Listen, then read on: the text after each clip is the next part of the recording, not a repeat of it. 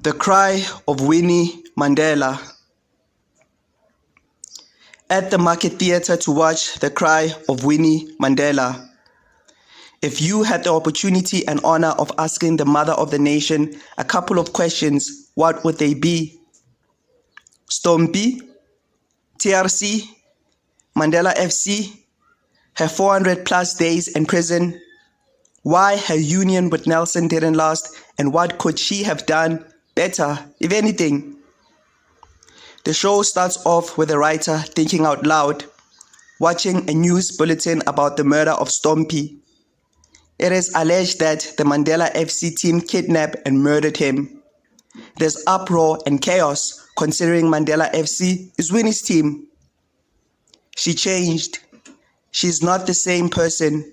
She used to be warm, empathetic, and compassionate, but now I don't recognize her.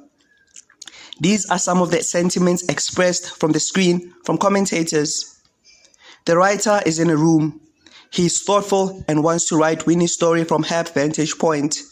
Then 4 African women appear from his imagination. They are real women, full of personality and quirks.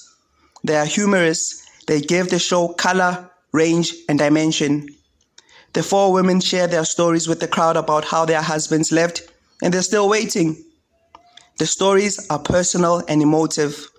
They test their resilience, resolve, and character. The crippling angst of loneliness. One woman explores Ken Tember's The Suit, set in Sophiatown, about a woman who commits adultery. She too flirts with the idea of committing adultery. One of the women is easy prey for a young man who targets her because she is isolated and alone. They engage in casual intercourse, but it stops when the rumors in the township start circulating. One of the ladies' men leaves her for a white woman after she was his backbone, supporting him in his dreams. The women call out the double standards. Would he wait for her if she left? The ideas of patience, commitment, and resilience are put through a microscope. The ladies want to know how Winnie was able to do it. They play a game in which results in Winnie Mandela magically appearing. The ladies are awestruck and commence showering her with questions questioning her about Nelson, the TRC, her days in captivity, and her secrets to resilience. She answers them with a lot of personality.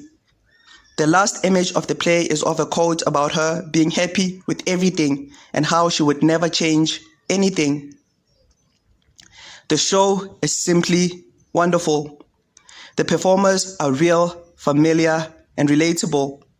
It was easy to connect with the characters because they made themselves vulnerable so early on. Their interactions with each other on the stage felt natural. You knew the characters on the stage. They felt alive. Language was not a barrier. Words from other languages was borrowed for expression and authenticity. It was not language for the sake of form, but language for expression and the story world. When the performers performed, their faces lit up. They fiercely delivered their monologues and sang with a lot of passion and love. The lighting was so cool.